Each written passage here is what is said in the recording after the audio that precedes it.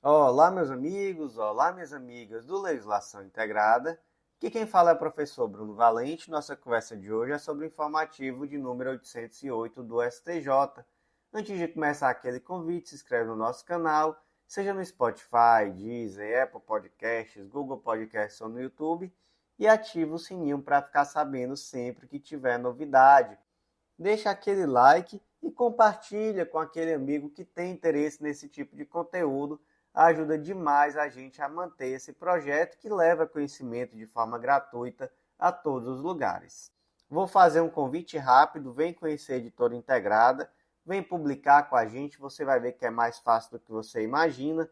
Pode ser um texto que você já tem aí na gaveta, muitas vezes uma monografia, um TCC, e vai ser muito importante em uma futura prova de títulos. Sem mais delongas, vamos para o primeiro julgado do dia. E hoje nós começamos com o cancelamento de uma súmula do STJ, a súmula 421, que já estava com morte encefálica há muito tempo, mas agora finalmente foi cancelada.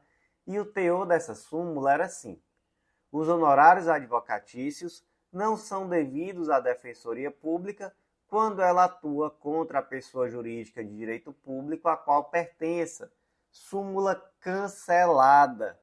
E essa súmula já padecia de morte cerebral há muito tempo, até porque o que estava valendo desde 2023 era o tema 1002 do STF da repercussão geral, que determina que é devido o pagamento de honorários sucumbenciais à Defensoria Pública quando representa parte vencedora em demanda ajuizada contra qualquer ente público, inclusive aquele que integra. E o segundo ponto dessa tese, que também é relevante, não tem a ver com a súmula, mas vai ser um aprofundamento que nós vamos saber. O valor recebido a título de honorários sucumbenciais deve ser destinado exclusivamente ao aparelhamento das defensorias públicas, vedado seu rateio entre os membros da instituição. Então, muito cuidado com aquela pegadinha de que defensor público recebe honorário de sucumbência. Defensor público não recebe honorário de sucumbência. Quem recebe é a instituição. E esses honorários são utilizados para aparelhamento das defensorias públicas. Então vamos lá. Vimos que já havia uma tese de repercussão geral, que já está vigente desde 2023, e aí você pode pensar assim: ah, professor, então é recente a morte encefálica dessa súmula 421, porque a tese de repercussão geral aí é de 2023. Mas não, gente, não é recente não. Na verdade mesmo, essa súmula está morta há muito, muito, muito mais tempo. Porque veja só uma decisão do STF, plenário do STF no ano de 2017. Após as emendas constitucionais 45, 74 e 80, passou a ser permitida a condenação do ente federativo em honorários advocatícios em demandas patrocinadas pela Defensoria Pública diante de autonomia funcional, administrativa e orçamentária da instituição. Então, desde as emendas 45 de 2004, 74 de 2013 e finalmente a 80 de 2014, houve uma progressiva evolução institucional da Defensoria Pública e nós vamos detalhar como se deu essa progressão aqui no caminho de uma autonomia funcional administrativa e orçamentária. Então vamos lá. Eu trouxe aqui no nosso material uma tabelinha que ela é muito interessante, que quem faz prova de defensoria tem que ter tudo isso daqui em mente. E é até por isso que eu vou bem mais longe, para poder refrescar na cabeça de quem estuda para a Defensoria Pública acerca dos marcos da previsão institucional da Defensoria Pública nas Constituições brasileiras. Então, nós temos que a Constituição de 34 foi a primeira a trazer algum tipo de assistência judiciária aos necessitados. Posteriormente, a Constituição de 37 ficou silente, não se manifestou sobre o tema, não vetou, mas também não trouxe. E aí, como é que você vai memorizar isso? Olha só, a Constituição de 34 foi uma Constituição ainda em um modelo mais democrático, a Constituição de 37 e a Constituição do Estado Novo.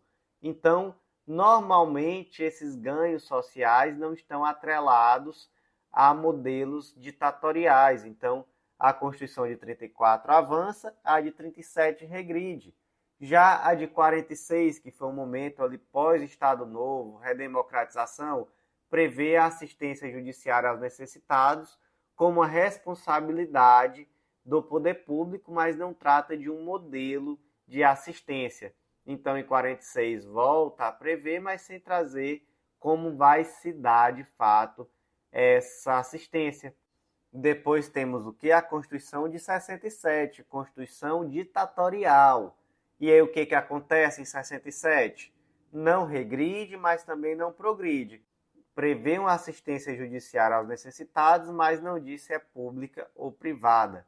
Quando é que a situação de fato muda?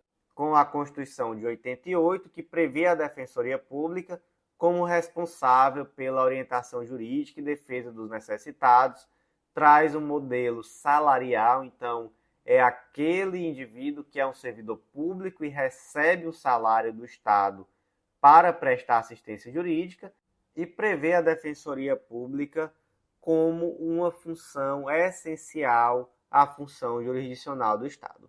Posteriormente, temos 4 emendas constitucionais que fortalecem essa função institucional da Defensoria Pública. Primeiro, a emenda 19, que traz a remuneração sob forma de subsídio. Depois, a emenda 45, que prevê a Defensoria Pública Estadual como instituições autônomas. E aí, a partir daqui, já começa a ficar estranha aquela súmula do STJ, né? A súmula 421.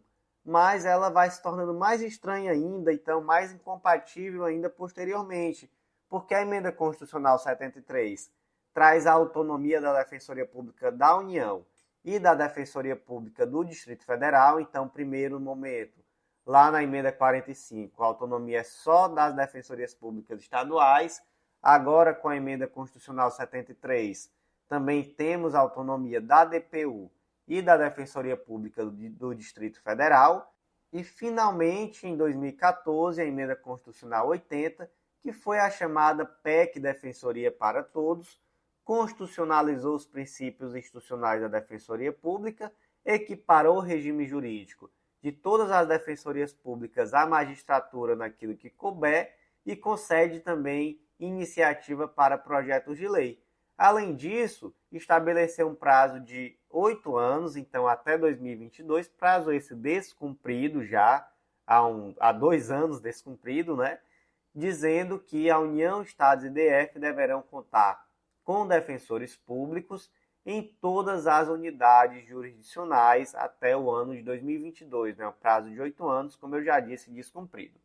Então, gente, nós temos que, a partir dessas emendas constitucionais, especialmente a 45, a 74 e a 80, há uma superação dessa súmula 421 do STJ. Então, qual é o teor da súmula cancelada? Os honorários advocatícios não são devidos à Defensoria Pública quando ela atua contra pessoa jurídica de direito público a qual pertença. Então, vale aquilo que está previsto na tese de repercussão geral, tema 1002, que diz que os honorários são devidos, ainda que a Defensoria Pública esteja atuando contra o ente público a qual pertence.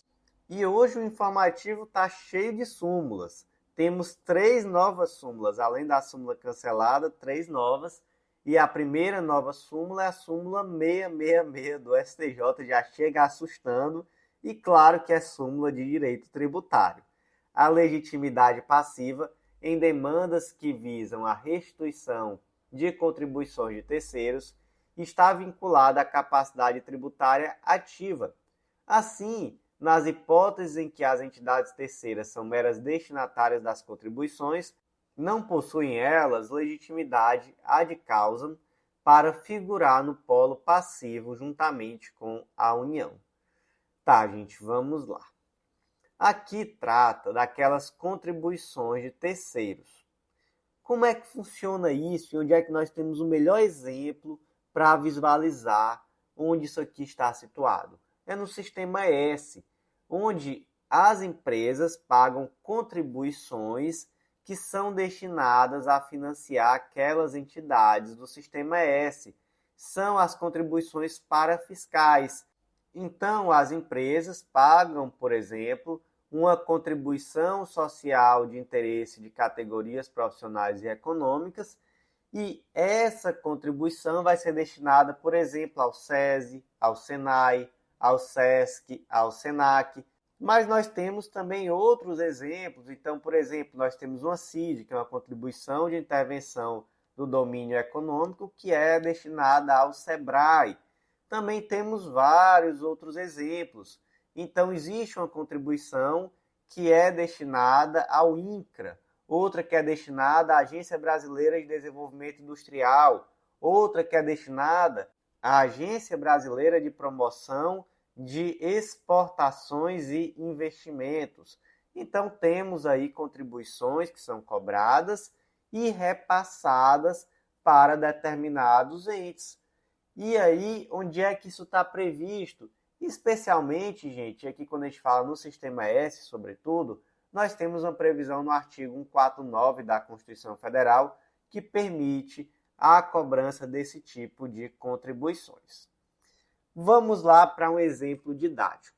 Suponha uma empresa chamada Tecnova e essa empresa recolheu nos últimos 5 anos contribuições destinadas ao SEBRAE. Porém, por um equívoco, essas contribuições foram cobradas em valor superior ao devido.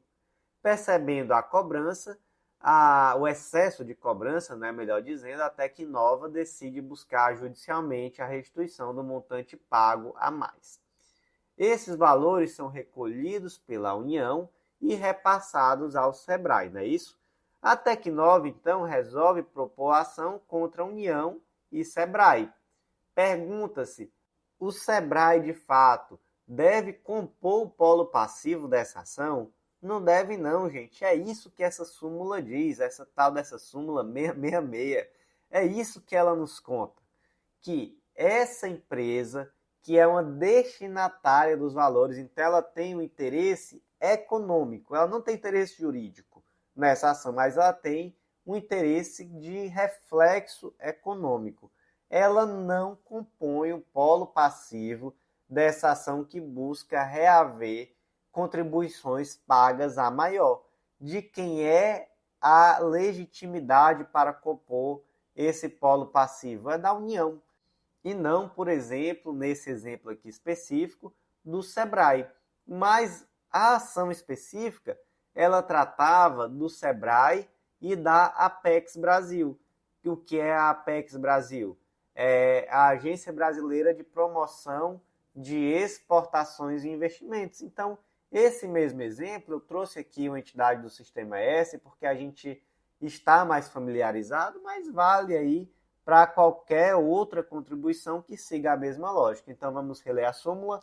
A legitimidade passiva em demandas que visam a restituição de contribuições de terceiros está vinculada à capacidade tributária ativa.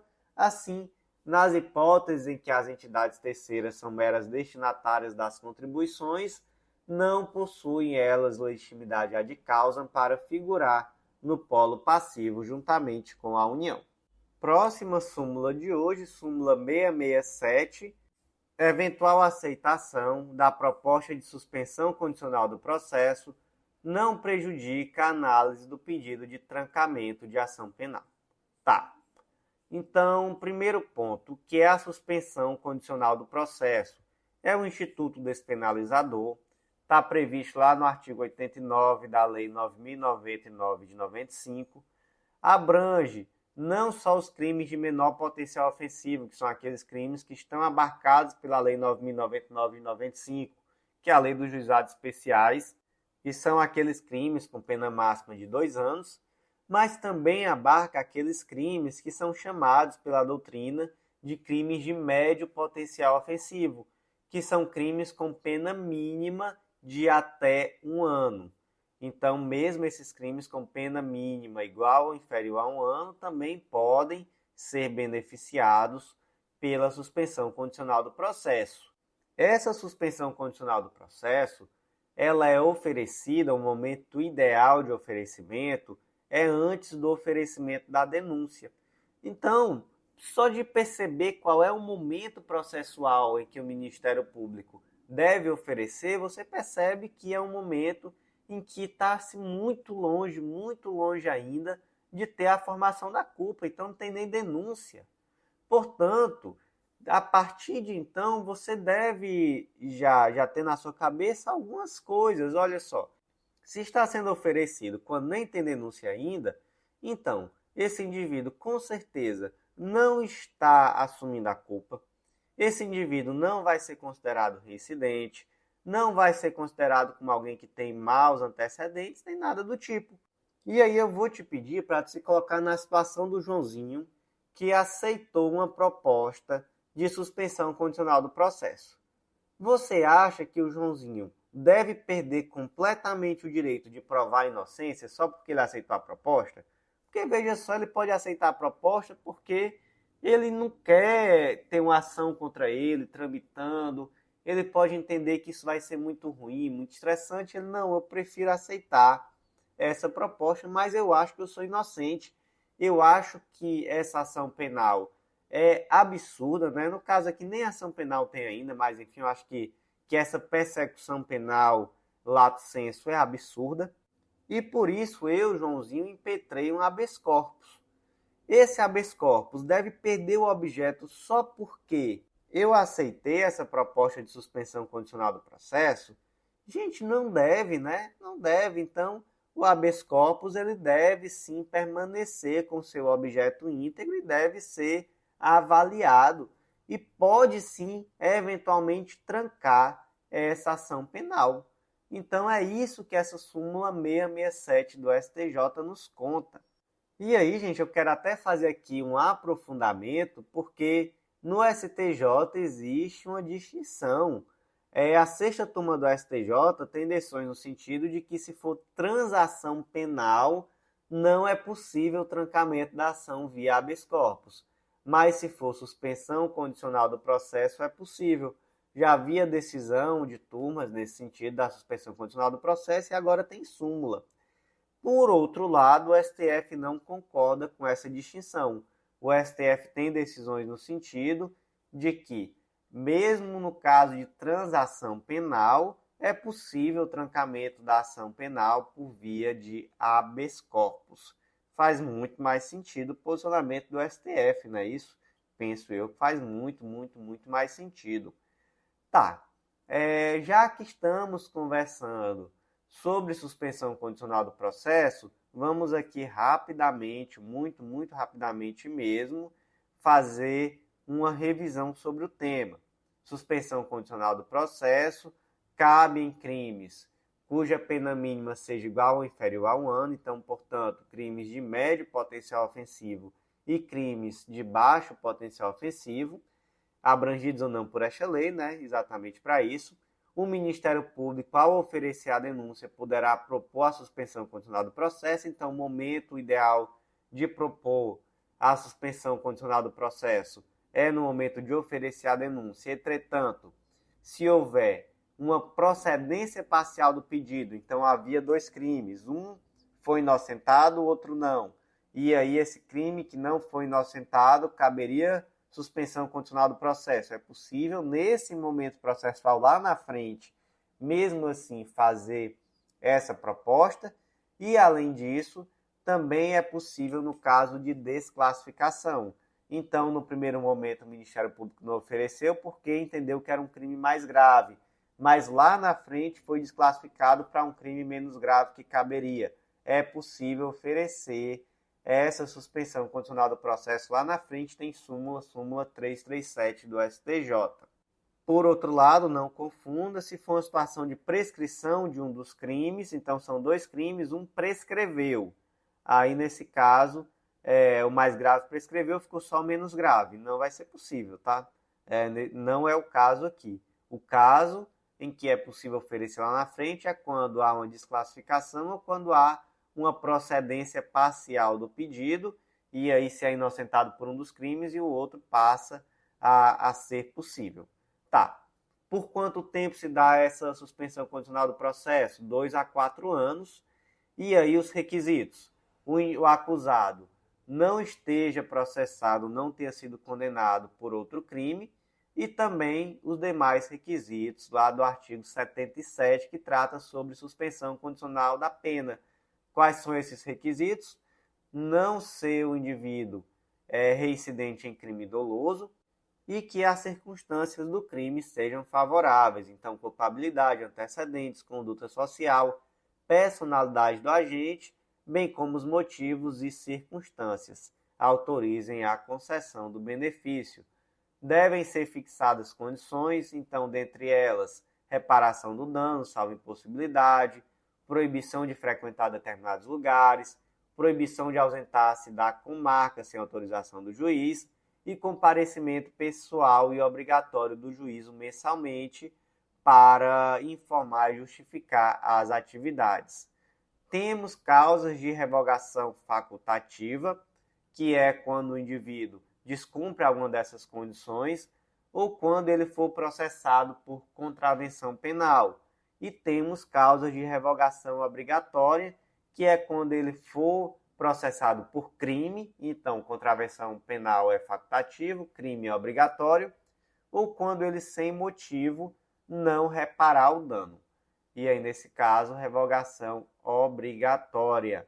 Uma pegadinha que pode cair na sua prova, que é muito comum, é quando o indivíduo é posteriormente inocentado pelo novo crime, porque vimos que se o indivíduo for processado por crime, a revogação obrigatória. Mas imagina que lá na frente ele foi inocentado, o que acontece? Continua tendo a revogação.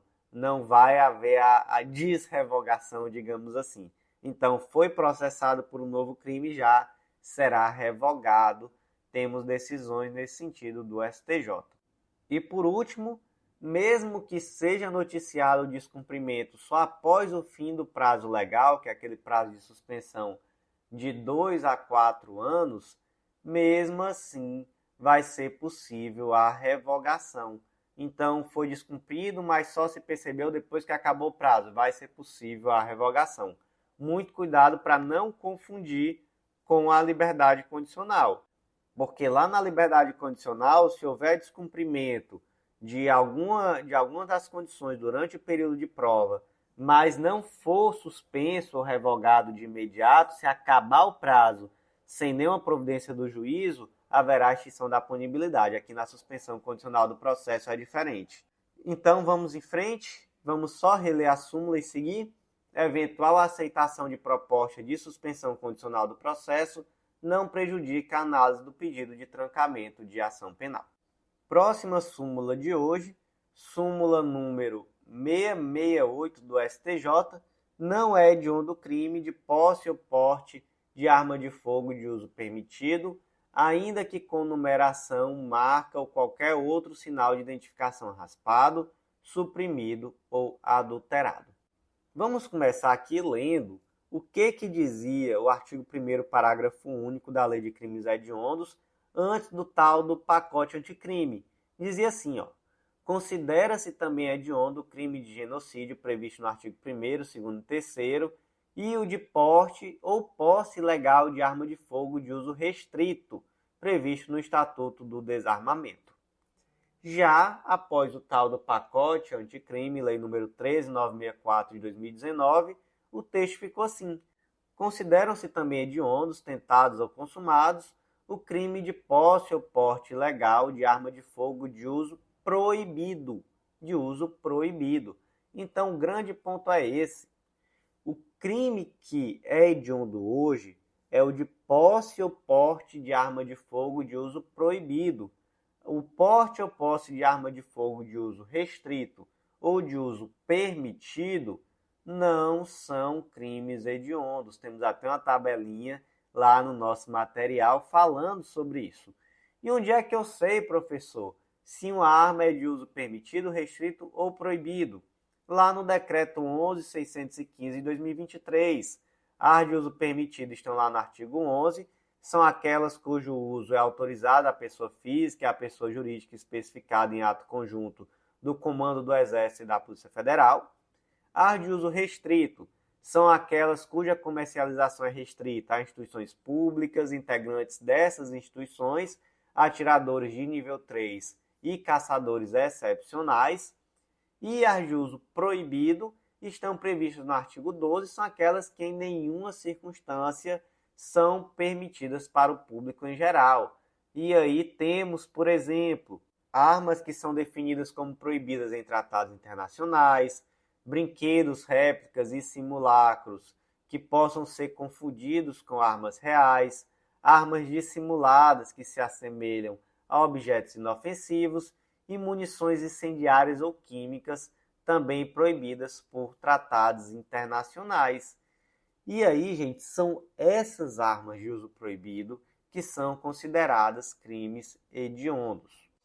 Tá, mas a súmula trata de quê? Trata daquela arma que ela nasceu como arma de uso permitido, mas ela teve a sua numeração raspada, ou então ela teve algum sinal identificador raspado, suprimido ou adulterado. Como é que o Estatuto do Desarmamento trata dessa arma? Trata dela da mesma forma com que uma arma de uso restrito. Então, olha só, artigo 16 trata da posse ou porte ilegal de arma de fogo de uso restrito, pena de reclusão de 3 a 6 anos e multa. E aí determina o parágrafo 1º que na mesma pena incorre quem suprimir ou alterar a marca, numeração ou qualquer sinal de identificação de arma de fogo ou artefato. Então, portanto, temos aqui uma equivalência desse tipo de arma a uma arma de fogo de uso restrito e, portanto, temos que, após as alterações promovidas pelo pacote anticrime, o crime de porte ou posse de arma de fogo de uso permitido com numeração, marca ou qualquer outro sinal distintivo raspado, suprimido ou alterado deixou de ser equiparado a hediondo, tese 8 da edição 185 do Jurisprudência em Teses do STJ. Por quê? Porque antes do pacote anticrime, o crime de posse ou porte de arma de fogo de uso restrito era hediondo. Agora não é mais. Agora só é hediondo o posse ou porte de arma de fogo de uso proibido. Então, como é que ficou aqui o destaque?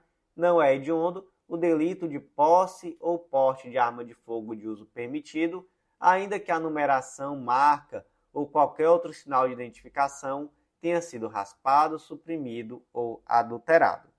Próximo julgado da primeira turma do STJ foi inserido no decreto número 6514 de 2008, que trata sobre sanções administrativas ambientais, destaque da seguinte forma: nos processos administrativos ambientais, previstos nos artigos 70, parágrafo 3º e 4º da Lei 9605 de 98, somente é admissível a declaração judicial de nulidade processual decorrente da intimação editalícia para a apresentação de alegações finais, se comprovado prejuízo concreto à defesa do autuado. De onde surge essa treta aqui? Acontece que no período de 2008 a 2019 estava vigente uma redação no artigo 122, parágrafo único, que permitia a intimação por edital daquele indivíduo que estava sofrendo um processo administrativo ambiental para que ele apresentasse alegações finais. Ou seja, possibilitava intimação por edital, intimação ficta para oferecimento de alegações finais. Estranho, né? Muito estranho. Isso só se tornava um pouco menos absurdo porque havia uma posição no sentido de que era nula essa intimação por edital se fosse proferida uma pena que agravasse a situação que já estava posta. Acontece que em 2019 a situação mudou, porque o decreto 9690 de 2019 passou a prever que essa intimação era via postal com aviso de recebimento ou por outro meio válido que assegure a certeza da ciência. E, posteriormente, houve outra modificação lá em 2023 que trouxe a mais possibilidades, né? Detalhou, disse que pode ser por via postal com aviso de recebimento, notificação eletrônica ou por outro meio válido. Então, atualmente, né, já não é possível essa intimação por edital para oferecimento de alegações finais. Mas o debate é se nesse período que o texto anterior ficou vigente, entre 2008 e 2019, havia uma ilegalidade nessa previsão. E o STJ entendeu que não havia ilegalidade alguma, na verdade, era uma previsão possível. Então, o simples fato de haver essa intimação por edital para a apresentação de alegações finais não atraía de ofício uma nulidade ao procedimento, até porque era aquilo que estava previsto na lei, e até porque no decorrer do restante do processo havia uma sistemática onde a intimação não era ficta, era só nesse momento final que havia uma intimação ficta, e ainda havia esse entendimento de que a decisão proferida não podia prejudicar, nesse caso de intimação por edital para a apresentação de alegações finais, que se viesse uma decisão então prejudicial ao indivíduo, aí sim seria necessária uma intimação real, então intimação, por exemplo, por carta com aviso de recebimento. E aí, por conta disso, a STJ aqui entendeu o quê? Que para que fosse declarada a nulidade dessa intimação editalícia para apresentar alegações finais, deveria ser demonstrado prejuízo concreto à defesa do autuado. Então, sem prejuízo, não há nulidade. Portanto, como é que ficou aqui o destaque? Nos processos administrativos ambientais previstos no artigo 70, parágrafo 3º e 4º da Lei 9605 de 98, somente é admissível a declaração judicial da nulidade processual decorrente de intimação editalícia para apresentação de alegações finais, se comprovado prejuízo concreto à defesa do autuado. Próximo julgado do dia, inserido no Decreto-Lei 3365 de 41, que trata da desapropriação por utilidade pública, destaque da seguinte forma: admite-se a aplicação subsidiária no direito de extensão aos casos de desapropriação por necessidade ou utilidade pública, previsto na Lei Complementar 76 de 93, que trata sobre desapropriação para fins de reforma agrária, quando a área remanescente for reduzida à superfície inferior à da pequena propriedade rural. Tá bom, vamos lá. Temos aqui o decreto-lei que trata da desapropriação por utilidade pública e o julgado trata de uma aplicação subsidiária de um instituto que foi pensado pela Lei Complementar 76 de 93 para tratar sobre desapropriação para fins de reforma agrária. Que instituto é esse? É o direito de extensão. Basicamente, gente, o direito de extensão é aquele direito de englobar a totalidade do imóvel expropriado quando a desapropriação parcial prejudicar substancialmente as condições econômicas de exploração da área remanescente. Então vamos para o caso concreto. No caso concreto, o indivíduo tinha um terreno muito grande e aí ele utilizava esse terreno para agricultura e parte do terreno foi desapropriado por utilidade pública. Por quê? Porque pretendia se construir uma rodovia. E aí acontece que nessa parte do terreno havia uma nascente de água. E com a desapropriação, o restante do terreno acabou ficando desassistido e não foi mais possível desenvolver a atividade agrícola que antes era desenvolvida. E aí o indivíduo que teve a parte do seu terreno expropriada pediu o direito de extensão para quê? Para que todo o terreno fosse expropriado. Gente, como se trata de uma desapropriação por utilidade pública, a lei não traz essa possibilidade de direito de extensão. Mas o que esse julgado nos conta? Nos conta que é possível sim o direito de extensão, mesmo na desapropriação por utilidade pública, e isso será feito com a aplicação subsidiária desse instituto que está previsto lá na lei complementar que trata da desapropriação para fins de reforma agrária.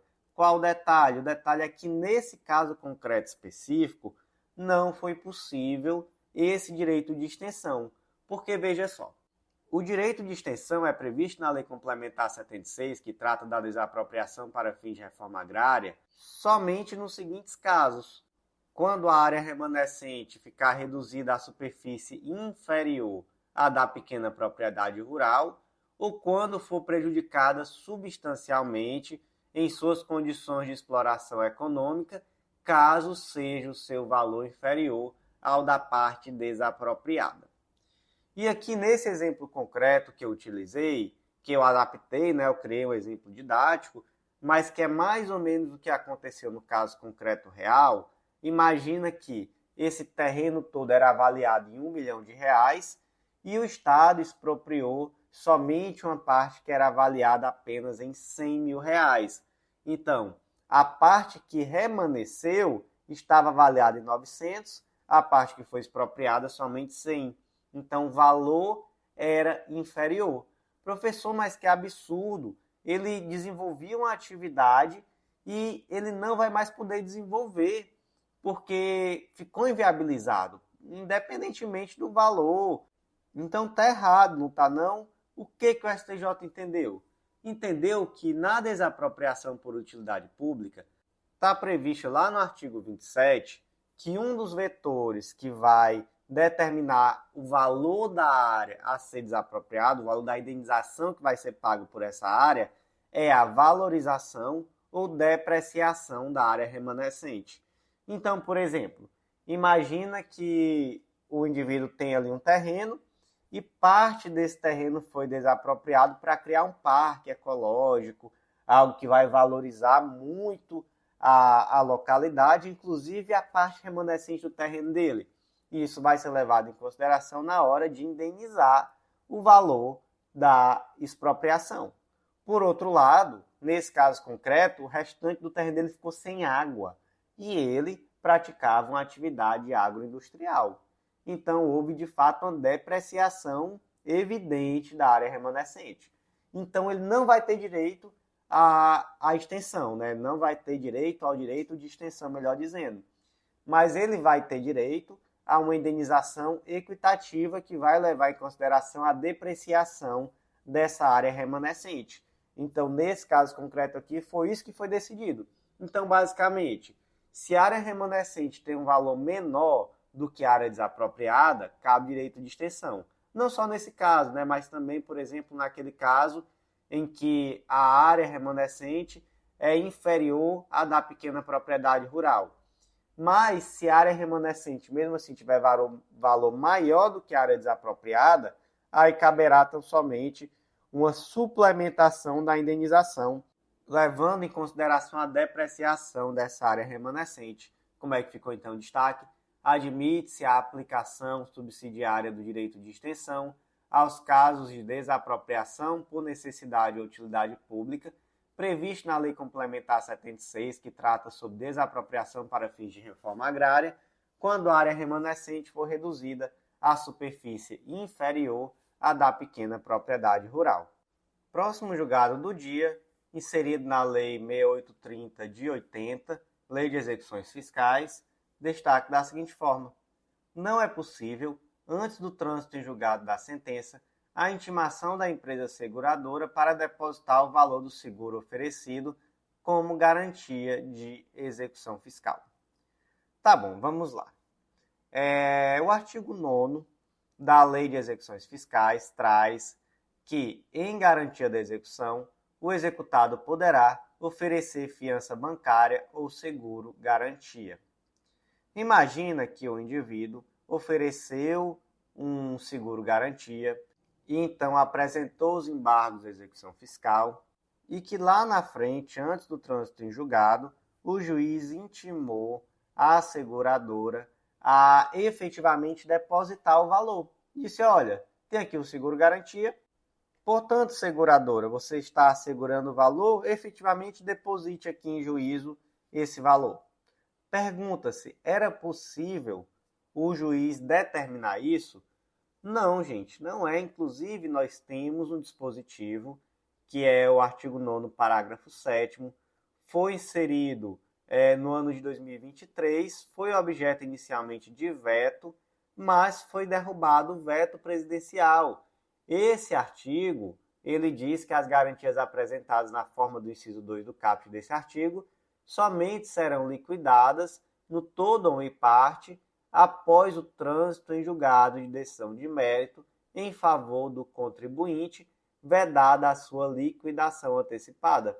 Então, por imperativo legal, hoje por imperativo legal, não é possível essa liquidação antecipada do seguro-garantia.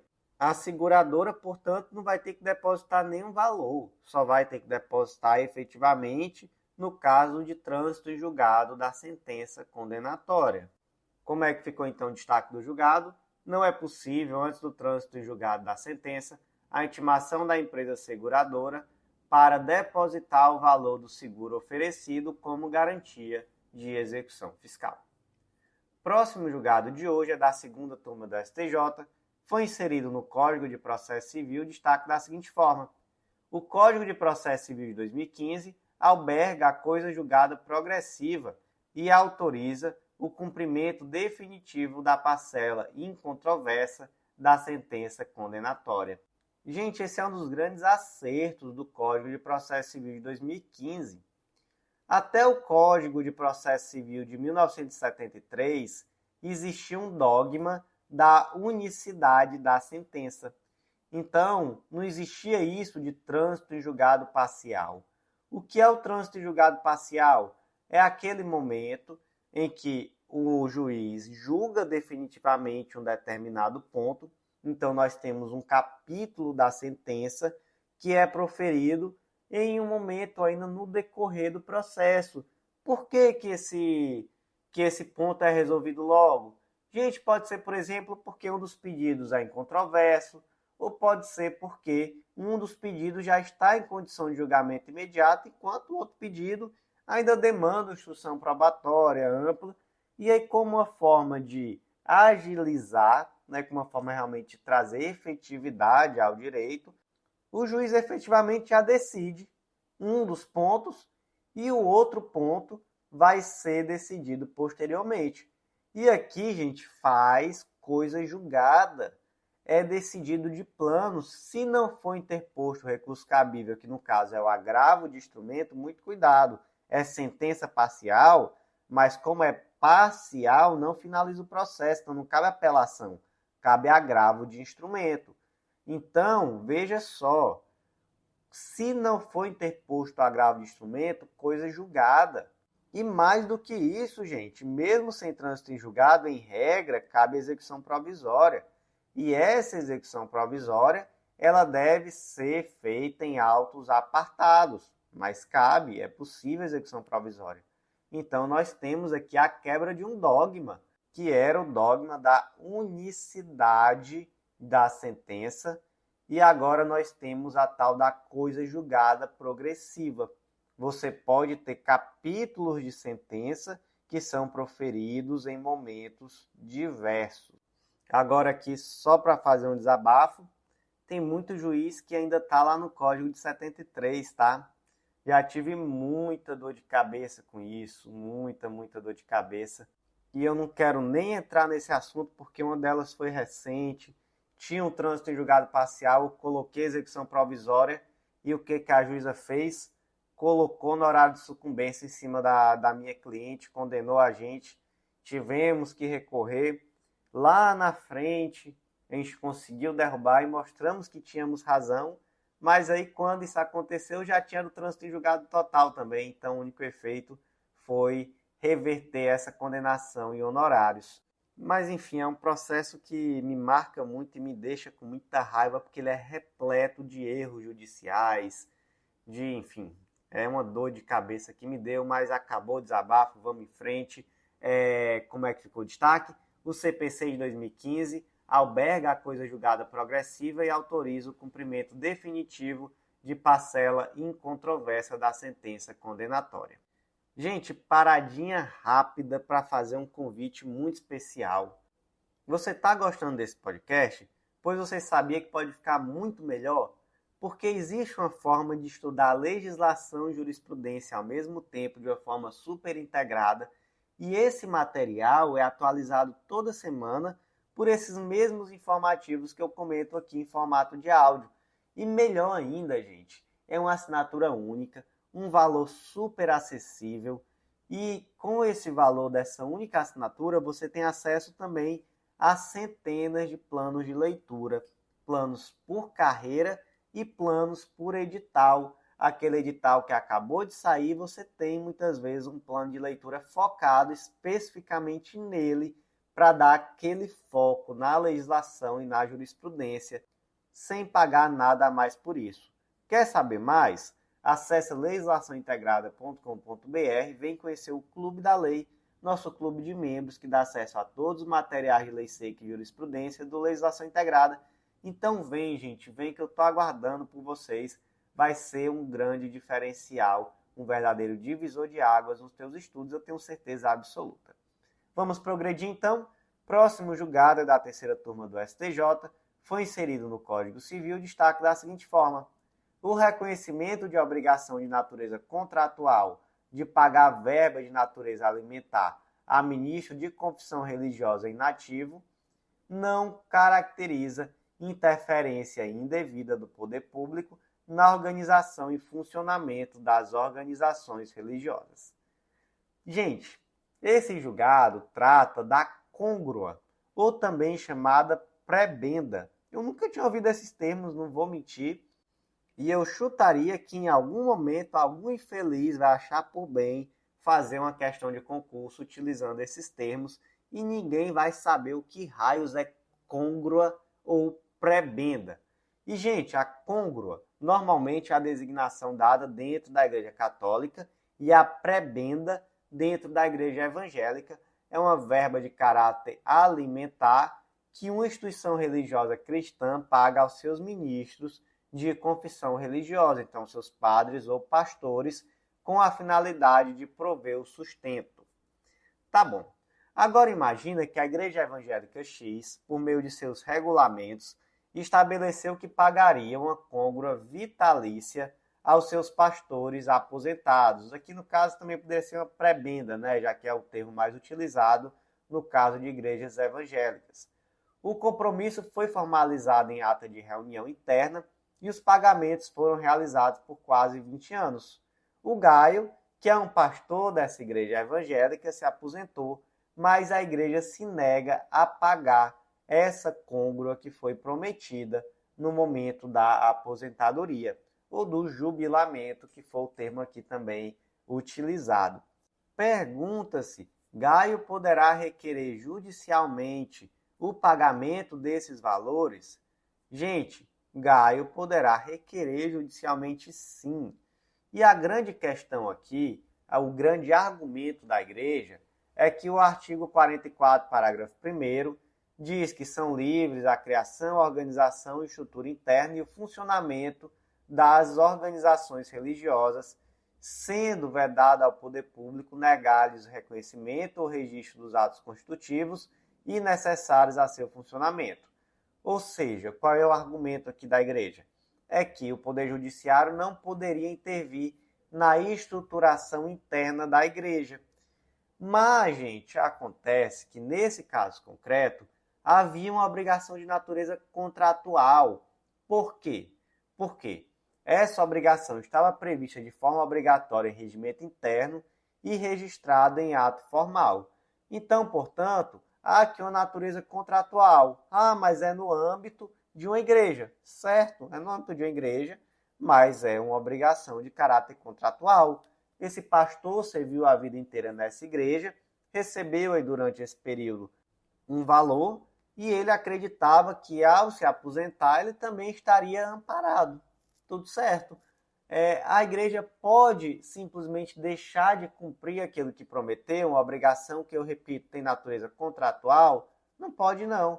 Então, de fato, é possível sim essa intervenção judicial, como é que ficou o destaque, o reconhecimento de obrigação de natureza contratual de pagar verba de natureza alimentar a ministro de confissão religiosa inativo não configura interferência indevida do poder público na organização e funcionamento das organizações religiosas.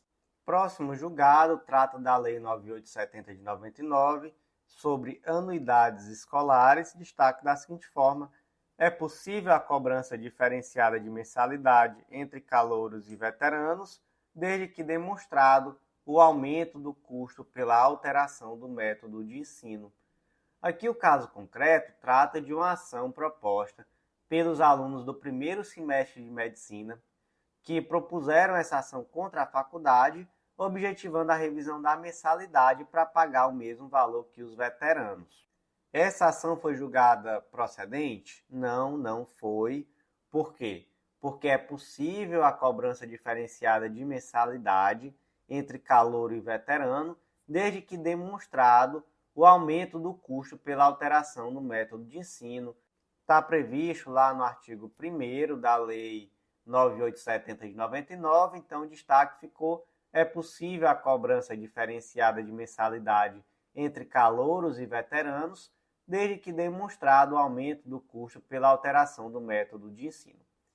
Próximo julgado, inserido no Código Civil, destaque da seguinte forma: a resolução do contrato implica o retorno das partes ao estado anterior à avença, devendo a titularidade do direito real retornar ao mantenedor do cemitério com a restituição do respectivo valor pago, admitindo-se a retenção de percentual suficiente para indenizar pelo tempo de privação de uso do jazigo. Gente, temos aqui um julgado tenebroso que trata sobre o direito de sepultura. E temos o direito de sepultura tanto sob a ótica do direito público quanto sob a ótica do direito privado. E aqui, no exemplo em particular, nós temos o direito que é regido pelo direito privado, onde inclusive se aplica o Código de Defesa do Consumidor, já que se trata de um indivíduo que adquiriu o direito real de uso de jazigo. Veja só que exemplo tenebroso. O Pedro adquiriu em um cemitério particular o direito de uso perpétuo de um jazigo. Após alguns anos, o Pedro enfrenta dificuldades financeiras e não consegue mais arcar com as taxas de manutenção, decidindo então solicitar a rescisão do contrato. Então, só para que fique claro, não é que ele atrasou a taxa de manutenção não, tá? É que ele de fato não tinha mais como arcar e decidiu rescindir.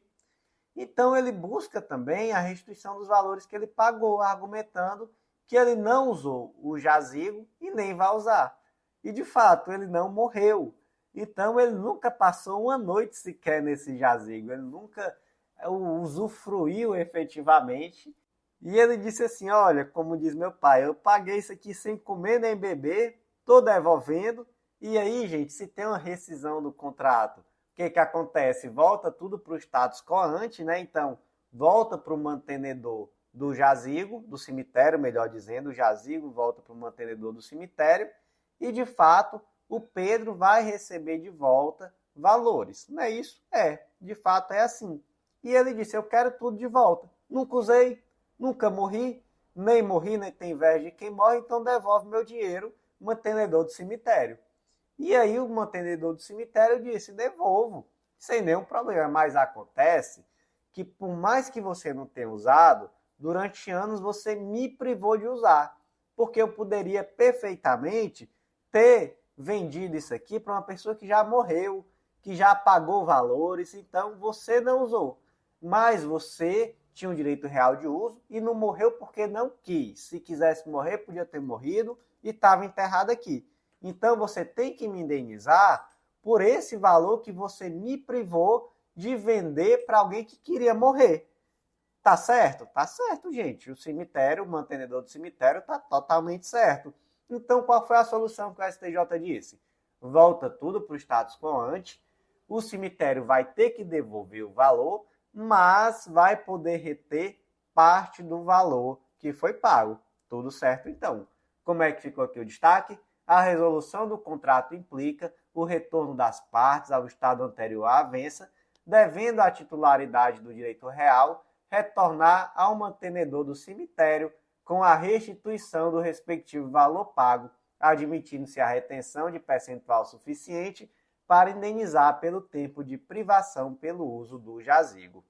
Próximo julgado de hoje, inserido no Código Civil, é da 4ª turma do STJ, destaque da seguinte forma: a alteração do nome civil para a exclusão do patrocínio adotado pelo cônjuge em razão do casamento é inadmissível se não houver circunstâncias que justifiquem a alteração, especialmente quando o sobrenome se encontra incorporado e consolidado em virtude do uso contínuo por longo período de tempo.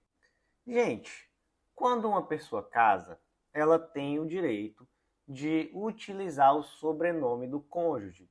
Então, por exemplo, eu casei com Joana, Joana poderia acrescentar no nome dela um dos meus sobrenomes, por exemplo, o Valente, e eu também poderia acrescentar um dos sobrenomes dela, caso eu também o quisesse.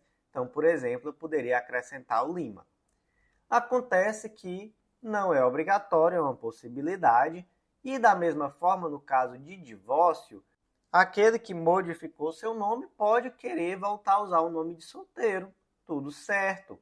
Acontece que o artigo 1578 do Código Civil traz uma situação aqui muito extraordinária, em que o indivíduo, mesmo querendo, não pode continuar usando o nome de casado. Veja só, o cônjuge declarado culpado na ação de separação judicial perde o direito de usar o sobrenome do outro, desde que expressamente requerido pelo cônjuge inocente e se a alteração não acarretar evidente prejuízo para a sua identificação, manifesta distinção entre seu nome de família e o dos filhos havidos na união dissolvida e dano reconhecido na decisão judicial. Então, aqui trata, de um conceito que já é estranho, o de cônjuge inocente, o de cônjuge culpado. E aqui, se o cônjuge foi o culpado, o inocente pode exigir que ele deixe de utilizar o nome de casado, então que ele deixe de utilizar o sobrenome que ele acresceu. O que esse julgado diz? Ele diz que essa situação é muito, muito, muito excepcional. Então, em regra, a pessoa tem o direito de manter o sobrenome que foi acrescido. Só vai ser obrigatório retirar em situações extremamente excepcionais, e é isso que o artigo 1578 nos traz, e a jurisprudência não só ressalta aquilo que está no 1578, mas diz, olha, é muito excepcional mesmo. Então, a alteração no nome civil para exclusão do patrocínio adotado pelo cônjuge em razão do casamento é inadmissível se não houver circunstâncias que justifiquem a alteração, especialmente quando o sobrenome se encontra incorporado e consolidado em virtude de seu uso contínuo por longo período de tempo. Próximo julgado do dia, inserido na Lei dos Planos de Saúde, Lei nº 9656 de 98, destaque da seguinte forma: a natureza taxativa ou exemplificativa do rol da ANS não importa para fins de análise do dever de cobertura de medicamentos para o tratamento de câncer. Temos, gente, aqui um debate que vai estar situado dentro de um debate maior acerca da natureza do rol da ANS. O rol da ANS traz os procedimentos que são de cobertura obrigatórios pelos planos de saúde. E aí, por muito tempo se debateu, certo? O rol traz os procedimentos obrigatórios, mas esse rol é taxativo ou esse rol é exemplificativo? E por um tempo nós tivemos decisões nos dois caminhos, muitas decisões dizendo que o rol era exemplificativo, mas em 2022 a segunda turma do STJ passou a entender que há uma natureza taxativa ou mesmo um rol de taxatividade mitigada. Então o Brasil é muito bom nisso, O Brasil é muito bom em ficar em cima do muro, porque se diz, olha, é taxativo, mas é mitigado, não é isso? Então, é taxativo em regra, mas em algumas situações, então, quando não há um substituto terapêutico, ou quando se está esgotado aquilo que há em procedimento no rol da ANS, pode haver sim a cobertura excepcional daquele procedimento que não está no rol. E aí, gente, temos alguns vetores. Tudo isso está lá na decisão de 2022 da segunda sessão da STJ. Que vetores são esses? Primeiro, a ANS não pode ter negado a incorporação desse procedimento de forma expressa no rol da saúde suplementar. Segundo, deve haver evidência da eficácia desse tratamento à luz da medicina. Também, terceiro, haja recomendações de órgãos técnicos de renome nacional, como o CONITEC, a ANATJUS ou estrangeiros. E quatro, seja realizado, quando possível, o diálogo interinstitucional do magistrado com os entes ou pessoas com expertise técnica na área de saúde. E aí se inclui, por exemplo, a Comissão de Atualização do Rol de Procedimentos e Eventos de Saúde Suplementar, caso em que, aqui se esclarece, não haverá deslocamento de competência para a Justiça Federal, já que a ANS não é parte legítima na causa.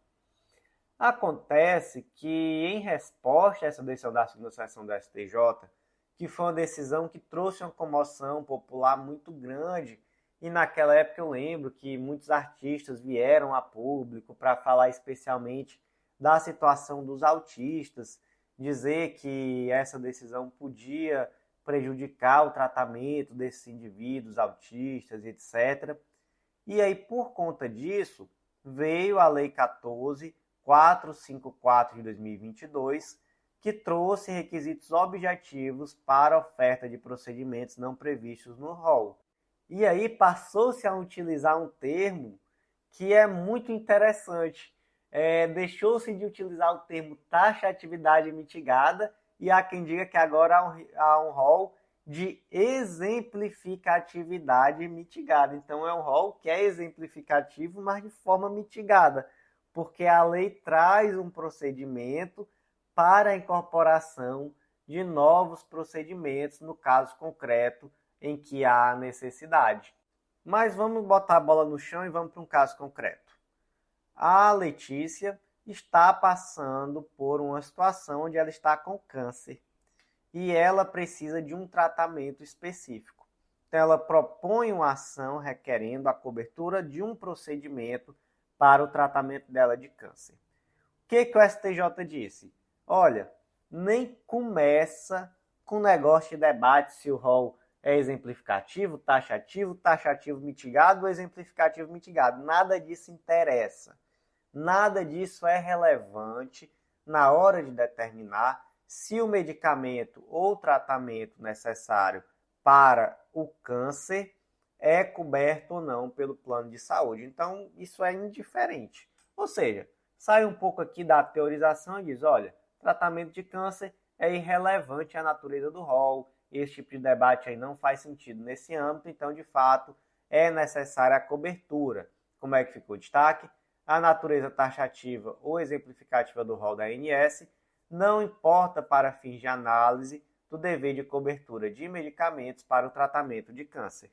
Próximo julgado, e aqui eu já coloco que é um julgado polêmico, inserido no Código de Defesa do Consumidor, destaque da seguinte forma: é válida a comunicação remetida por e-mail para fins de notificação do consumidor acerca da inscrição de seu nome em cadastro de inadimplentes, desde que comprovado o envio e entrega da comunicação ao servidor de destino.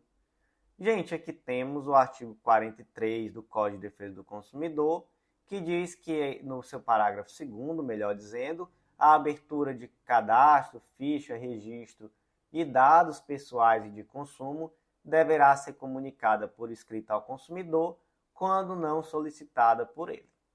Então imagina que o Pedrinho comprou um guarda-roupa nas Casas Bahia e não pagou. E aí o que as Casas Bahia resolve fazer? Negativar o nome de Joãozinho e escrever no Serasa. Acontece que antes de escrever o nome do Joãozinho no Serasa, necessariamente é necessário comunicar que vai fazer. Então é isso que o 43, parágrafo 2º do CDC diz. E aí, certo, tem que comunicar. Qual o primeiro debate que surgiu? Essa comunicação tem que ser com carta com aviso de recebimento ou não precisa de aviso de recebimento? E aí o STJ entendeu, isso daí é pacífico, que não precisa de aviso de recebimento. Então não precisa. Só que aí o mundo evoluiu, né? Hoje em dia nós temos novas tecnologias, SMS, que já é uma coisa que quase não se utiliza, né? Muito mais WhatsApp, temos e-mail. E aí as empresas começaram a dizer, para que eu vou enviar carta? Se eu posso enviar um e-mail, vocês conhecem e-mail? Correio eletrônico, tem quem chame também. Então, para que eu vou mandar carta se eu posso enviar um e-mail? Se tem um e-mail cadastrado aqui no cadastro dele na loja. E aí a quarta turma do STJ disse, não é que é mesmo? É possível sim por e-mail, né? Porque realmente nós tivemos aí uma evolução e desde que seja comprovado que esse e-mail efetivamente chegou ao servidor de destino, está tudo certo. Ah, não precisa comprovar que foi lido, não precisa comprovar que foi lido. Assim como na carta, não precisa comprovar o efetivo recebimento, então não precisa de aviso de recebimento, aqui no e-mail também só precisa comprovar que foi entregue ao servidor de destino. E aí muitas vezes existe aquela configuração para receber o e-mail de confirmação, né? De que o e-mail que foi enviado efetivamente foi recebido, ainda que não seja possível a confirmação de que foi efetivamente lido. Quarta turma do STJ tomou então a decisão que está realmente mais compatível com a modernidade, né? Acontece que é polêmico, porque a terceira turma do STJ, já comentamos aqui em informativo 773, decisão por unanimidade, entendeu que é inválida essa notificação, tanto por SMS, para quem não lembra o que é SMS, mensagem de texto no celular, né? Quanto por e-mail, devendo ser necessariamente por meio de correspondência no endereço. Não é necessário aviso de recebimento, mas correspondência. Detalhe, a decisão da quarta turma foi por maioria. A decisão da terceira, dizendo que não pode, foi por unanimidade. Temos, então, uma decisão polêmica. Penso eu que a tendência vai ser, em algum momento, unificar naquilo que a quarta turma decidiu, mas não sei se já será agora. Então, não sei, por exemplo, se quando a segunda sessão da STJ se reunir para decidir o tema em um momento posterior, se já vai prevalecer agora essa posição da quarta turma, até porque foi julgado por maioria, na terceira turma ainda temos unanimidade em sentido contrário, mas penso eu que no médio prazo não tem muito para onde correr e essa decisão da quarta turma vai acabar em algum momento prevalecendo. Então, como é que ficou aqui o destaque? É válida a comunicação remetida por e-mail para fins de notificação do consumidor acerca da inscrição de seu nome em cadastro de inadimplentes, desde que comprovado o envio e entrega da comunicação ao servidor de destino. Próximo julgado inserido na Lei das Sociedades Anônimas, Lei nº 6404 de 76, destaca da seguinte forma: o vício de voto, na hipótese de acionista votar nas deliberações de Assembleia Geral de sociedade anônima relativa à aprovação de suas próprias contas como administrador, conduz à sanção de anulabilidade, sendo necessária a prévia desconstituição da Assembleia para que se autorize a responsabilização do sócio administrador. Tá, caso concreto. Os acionistas minoritários da empresa X propuseram a ação pleiteando a condenação dos administradores a indenizar a companhia pelos prejuízos decorrentes de venda de imóvel em montante substancialmente inferior ao de seu efetivo potencial econômico. Ou seja, a empresa vendeu um determinado imóvel muito barato e aí os acionistas minoritários se sentiram prejudicados. Professor, e como é que a venda desse imóvel foi autorizada pela Assembleia? Foi aprovada assim, ó. Na véspera da Assembleia, o sócio administrador e a esposa transferiram todas as ações que eles tinham para uma pessoa jurídica, ou seja, eles criaram uma holding familiar, que era detentora de todas as ações. E essa holding familiar participou da aprovação da operação. Houve, portanto, uma violação da regra lá do artigo 115, parágrafo 1º da Lei das Sociedades Anônimas, que determina que o acionista não poderá votar nas deliberações da Assembleia Geral relativas ao laudo de avaliação de bens com quem concorrer para a formação de capital social e a aprovação de suas contas como administrador. Então, tivemos aqui uma verdadeira burla, né? E, gente, o problema aqui não foi criar holding familiar, não. O problema foi o quanto foi próximo. Então, assim, ficou muito na cara que foi criada essa holding familiar para votar especificamente nessa Assembleia. E aí temos um vício de nulidade ou de anulabilidade. Anulabilidade. Então, não é nulidade, é anulabilidade. Apesar disso, apesar de ser uma anulabilidade, o juiz de ofício reconheceu a nulidade e procedeu à anulação da venda. Acontece, gente, que o pedido aqui não era de anulação da venda. O pedido dos acionistas minoritários era de indenização e não de desfazimento da venda. E aí eu pergunto, o juiz de ofício podia determinar o desfazimento da venda? Não, não podia. Não podia reconhecer essa nulidade, porque, como eu disse, não era uma nulidade, era uma anulabilidade e, portanto, dependia de prévio requerimento. Portanto, como é que ficou aqui o destaque? O vício de voto, na hipótese de acionista votar nas deliberações da Assembleia Geral de Sociedade Anônima relativa à aprovação de suas próprias contas como administrador, conduz à sanção de anulabilidade, sendo necessária a prévia desconstituição da Assembleia para que se autorize a responsabilização do sócio administrador. Próximo julgado de hoje, inserido no Código de Processo Civil, destaca da seguinte forma: a renúncia de mandato, devidamente comunicada pelo patrono ao seu constituinte, dispensa de determinação judicial para a intimação da parte com o propósito de regularizar a representação processual nos autos, incumbindo a parte o ônus de constituir novo advogado. Então, o Joãozinho é advogado da Maria. Joãozinho não quer mais ser advogado da Maria por qualquer razão que seja. Ele pode abandonar a causa? Pode. Veja só, artigo 112.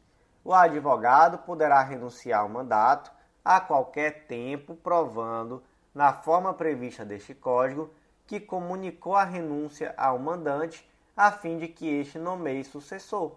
Durante os 10 dias seguintes, o advogado continuará a representar o mandante, desde que necessário para lhe evitar prejuízo, e o parágrafo 2º conta que, se tiver vários advogados, a comunicação não é necessária, até porque os outros advogados permanecem. Ok, qual é a questão aqui, nesse exemplo concreto?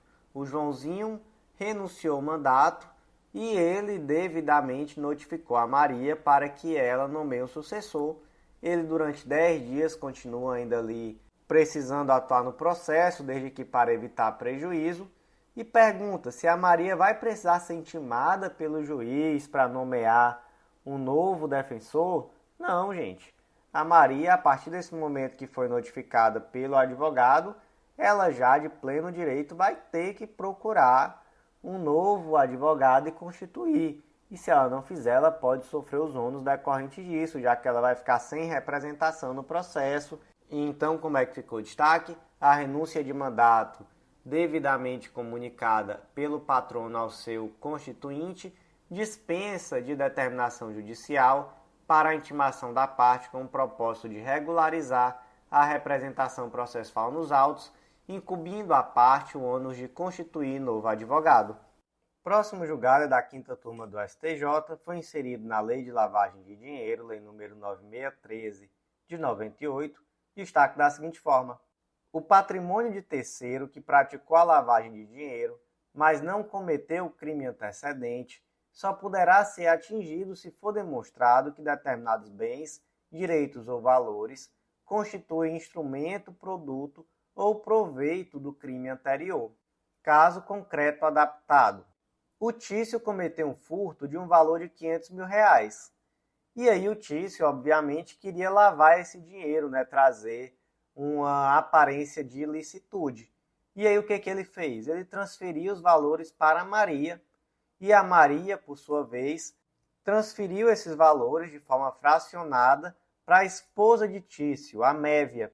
Portanto, só para que fique claro, pelo que está nos autos do processo, só quem praticou o crime de furto foi o Tício. a Mévia e a Maria não tem nada a ver com crime de furto. Mas os três praticaram crime de lavagem de capitais, não é isso? É isso. Acontece que o juiz determinou o bloqueio de bens da Maria, né, que é aquela terceira, que foi intermediária, no crime de lavagem de dinheiro, no valor de R$500 mil com fundamento no artigo 4º da Lei 9613 de 98, a Lei de Lavagem de Dinheiro. Argumentou que Maria seria responsável também pelos danos causados em virtude do crime anterior. E aí pergunta-se, é possível esse bloqueio de bens da Maria para cobrir os danos decorrentes do crime de furto? Gente, não é possível. Não é possível. Vamos lá. O artigo 4º da Lei de Lavagem de Dinheiro permite que o juiz de ofício, a requerimento do Ministério Público ou mediante representação do delegado, nesse caso ouvido o Ministério Público em 24 horas, quando haja indícios suficientes de infração penal, decrete medidas assecuratórias de bens, direitos ou valores do investigado ou acusado ou existentes em nome de interpostas pessoas, que sejam, olha só, instrumento, produto ou proveito dos crimes previstos nesta lei ou das infrações penais antecedentes. Acontece, gente, que dentro dessa situação, a Maria não ficou com nenhum valor, então ela não teve proveito aqui no crime. Não é? Ela não teve proveito no crime de lavagem de dinheiro. Ela, de fato, recebeu os R$500 mil, mas ela foi tão somente um intermediário e repassou. E ela também não tem nenhuma responsabilidade pelo crime anterior, porque nesse caso o juiz também fundamentou que havia uma solidariedade com base no artigo 942 do Código Civil. Os bens do responsável pela ofensa ou violação do direito de outrem ficam sujeitos à reparação do dano causado e, se a ofensa tiver sido de um autor, todos responderão solidariamente pela reparação. Acontece que o dano causado aqui foi no crime de furto, e a Maria, de fato, não tem nada a ver com crime de furto. Tá bom. Próxima pergunta. E no caso da Mévia? A Mévia poderá ser solidariamente responsável? Aí sim, né, gente? Com certeza.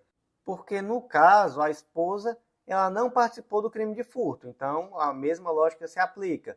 Mas ela teve valores incorporados ao seu patrimônio. Então, o limite do valor que vai poder ser bloqueado da conta de Mévia é o limite do montante incorporado ao seu patrimônio e não o valor total do dano causado em virtude do delito. Portanto, gente, como é que ficou aqui o destaque?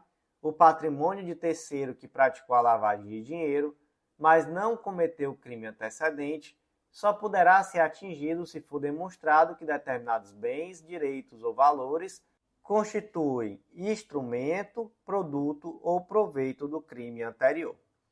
E o último julgado de hoje, o informativo de hoje ficou bem longo, né, gente?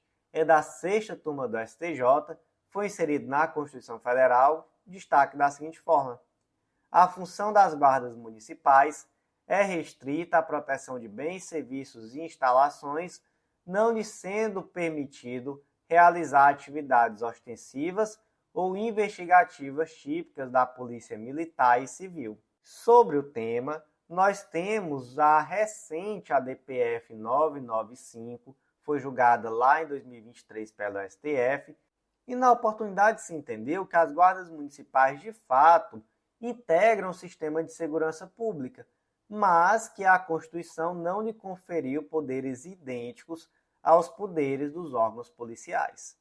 As guardas municipais, elas têm por atribuição primordial o poder-dever de tutelar os bens, serviços e instalações municipais. Então, basicamente, quando é que a guarda municipal pode agir? Quando naquele caso concreto estiver em risco algum bem, serviço ou instalação municipal. A guarda municipal não pode ir para a rua, como a polícia militar faz, e diante de alguma situação realizar uma busca pessoal, por exemplo. Não, até pode realizar uma busca pessoal, mas em um contexto em que ela estiver tutelando bem, serviço ou instalação municipal. Aí, ok. Tem até um exemplo interessante, né?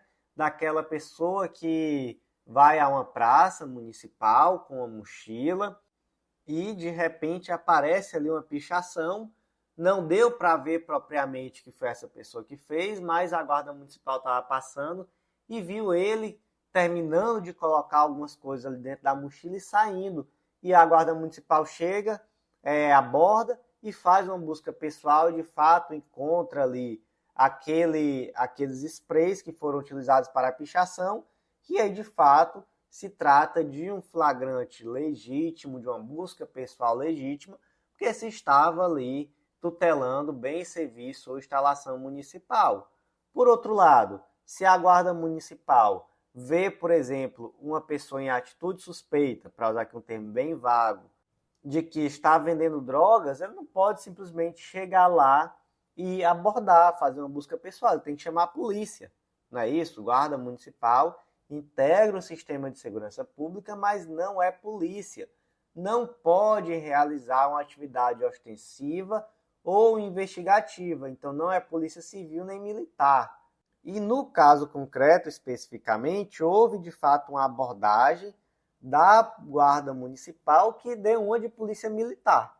E aí o que aconteceu? O que aconteceu foi que a busca pessoal realizada foi considerada inválida, as provas foram anuladas e o indivíduo acabou sendo inocentado. Portanto, vamos reler o destaque. A função das guardas municipais é restrita à proteção de bens, serviços e instalações municipais, não lhes sendo permitido realizarem atividades ostensivas ou investigativas típicas da Polícia Militar e Civil. Meus amigos, por hoje foi isso, informativo longo, não é? Espero que você tenha ouvido até o final, que tenha gostado, não deixe de curtir, compartilhar. Envia para aquele amigo, ajuda muito a gente a permanecer com esse projeto. E eu vou rapidamente refazer aquele convite super especial, acesse legislaçãointegrada.com.br, vem fazer parte do Clube da Lei, você vai ver que vai ser um divisor de águas no teu estudo, um material semanalmente atualizado e te dá um ganho metodológico absurdo com um estudo integrado de lei seca e jurisprudência. Vem também publicar com a gente, vem conhecer a Editora Integrada, você vai ver que o processo é mais simples do que você imagina, que o valor é justo e vai ser um baita diferencial em uma futura prova de títulos. Por hoje foi isso, meus amigos. Eu agradeço muito a você que ouviu até o final e até a próxima.